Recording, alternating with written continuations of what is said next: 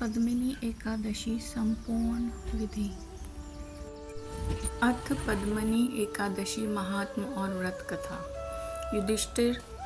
धर्मराज युधिष्ठिर बोले कि हे भगवान, अब आप अधिक मास शुक्ल पक्ष की एकादशी के बारे में बतलाइए।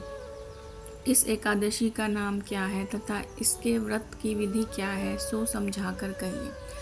श्री कृष्ण बोले कि हे राजन, अधिक मास की एकादशी का नाम पद्मिनी है। इस एकादशी के व्रत में मनुष्य विष्णु लोक को जाता है। हे राजन, इस विधि को मैंने सबसे प्रथम नारद जी से कहा था। यह विधि अनेक पापों को नष्ट करने वाली तथा मुक्ति और भक्ति प्रदान करने वाली है। आप ध्यान पूर्वक श्रवण कीजिए। दशमी के दिन व्रत को शुरू करना चाहिए और कांसे के पात्र में भोजन मांस, मसूर, चना, कोदो, शहद, शाक और पराया अन्न दशमी के दिन नहीं खाना चाहिए। इस दिन हविष्य भोजन नहीं करना चाहिए और नमक भी नहीं खाना चाहिए। उस रात्रि को भूमि पर शयन करना चाहिए और ब्रह्मचर्य पूर्वक रहना चाहिए। एकादशी के दिन प्रातः उठकर नित्य क्रिया से निवृत्त होकर दातुन करनी चाहिए और 12 कुल्ला करके पुण्य क्षेत्र में स्नान करने चले जाना चाहिए। उस समय गोमय, मृत्तिका, तिलकुश तथा आमल की चूर्ण से विधि पूर्वक स्नान करना चाहिए। स्नान करने से प्रथम शरीर में मिट्टी लगाते हुए उसी से प्रार्थना करनी चाहिए कि हे मृत्तिके, तुमको भगवान ने सतबाहु रूप धारण करके निकाला है। ब्रह्मा जी ने तुम्हें दिया है और कश्यप जी ने तुमको मंत्र से पूजा है, इसलिए तुम मुझे भगवान की पूजा करने के लिए शुद्ध बना दो। समस्त औषधियों से पैदा हुई, गो के पट में स्थित रहने वाली और पृथ्वी को पवित्र करने वाली तुम मुझे शब्द दो।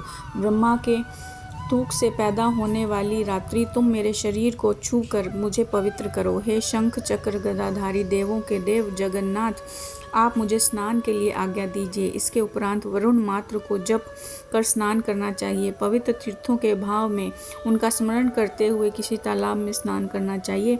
स्नान करने के पश्चात सफ़ेद फटे वस्त्रों को धारण करके तथा संध्या तर्पण करके मंदिर में जाकर भगवान की पूजा करनी चाहिए। स्वर्ण की राधा सहित भगवान की प्रतिमा या पार्वती सहित महादेव की प्रतिमा बनाकर पूजन करें। धान्य के ऊपर मिट्टी या तांबे का घड़ा रखना चाहिए। उस घड़े को वस्त्र तथा गंध आदि से सुशोभित करके उसके मुंह पर तांबे, रुपया, सोने का पात्र रखना चाहिए। उस पात्र पर भगवान की प्रतिमा को रखकर धूप, दीप, नैवेद्य, पुष्प, चंदन आदि से उसकी पूजा करनी चाहिए।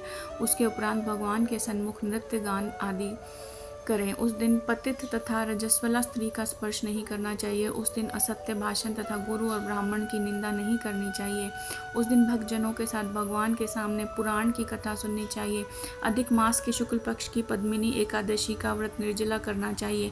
यदि मनुष्य शक्तिवान हो तो उसे जल पान या शुद्धाहार से व्रत करना चाहिए। रात्रि में जागरण करके नाच और गान करके भगवान का ध्यान करना चाहिए।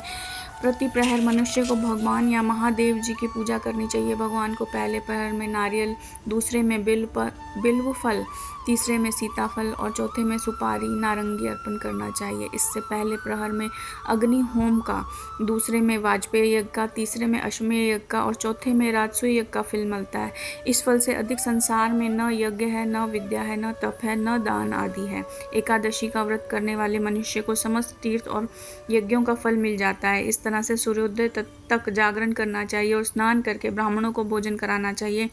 सब पदार्थ भगवान की प्रतिमा सहित ब्राह्मण को देना चाहिए। इस प्रकार जो मनुष्य विधि पूर्वक भगवान की पूजा तथा व्रत करते हैं, उसका जन्म सफल हो जाता है और इस लोक में अनेक सुखों को भोग कर अंत में विष्णु लोक को जाते हैं। हे राजन, मैंने आपको एकादशी के व्रत का पूरा विधान बतलाया है। अब जो पद्मिनी एकादशी का भक्ति पूर्वक व्रत करते हैं, उनकी कथा कहता हूँ, ध्यान पूर्वक श्रवण करिए।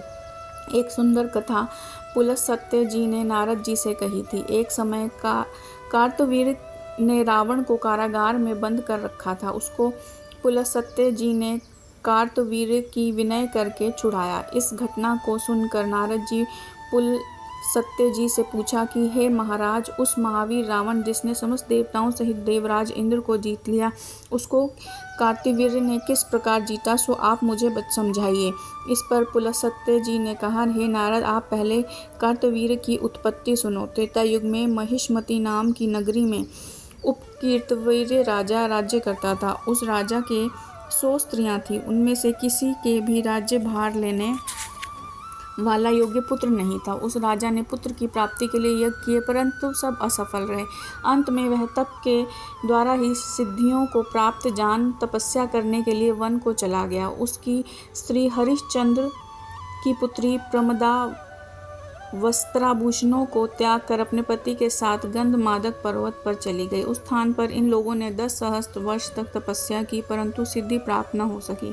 राजा के शरीर में केवल हड्डियां रह गई। यह देखकर प्रमदा ने विनय सहित महासती अनुसुईया से पूछा कि मेरे पति देव को तपस्या करते हुए 10 सहस्त्र वर्ष बीत गए, परंतु अभी तक भगवान प्रसन्न नहीं हुए हैं जिससे मुझे पुत्र प्राप्त हो सके। अब आप मुझे कोई व्रत बतलाइए जिससे मुझे पुत्र की प्राप्ति हो। इस पर अनुसुईया जी बोली कि अधिक मास जो कि 32 महीने बाद आता है, उनमें 2 एकादशी होती है, जिसमें शुक्ल पक्ष की एकादशी का नाम पद्मिनी, कृष्ण पक्ष की एकादशी का नाम परमा है। उसके जागरण और व्रत करने से भगवान तुम्हें अवश्य ही पुत्र देंगे। इसके पश्चात अनुसुईया जी ने व्रत की विधि बतलाई। रानी ने अनुसुईया की बतलाई हुई विधि के अनुसार एकादशी का व्रत और रात्रि में जागरण किया। इससे भगवान विष्णु उस पर अत्यंत प्रसन्न हुए और वरदान मांगने के लिए कहा। रानी इस पर भगवान की स्तुति करने लगी। रानी ने कहा कि आप यह वरदान मेरे पति को दीजिए।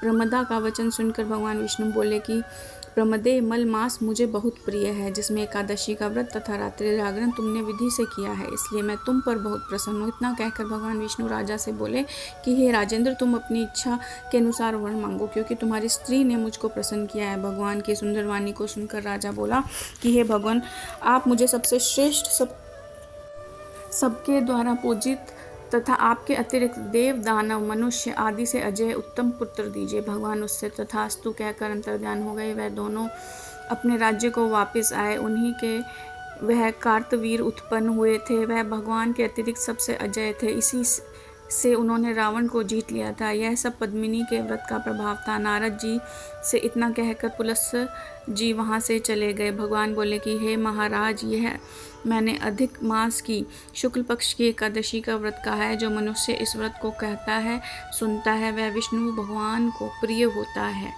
ओम नमो भगवते वासुदेवाय।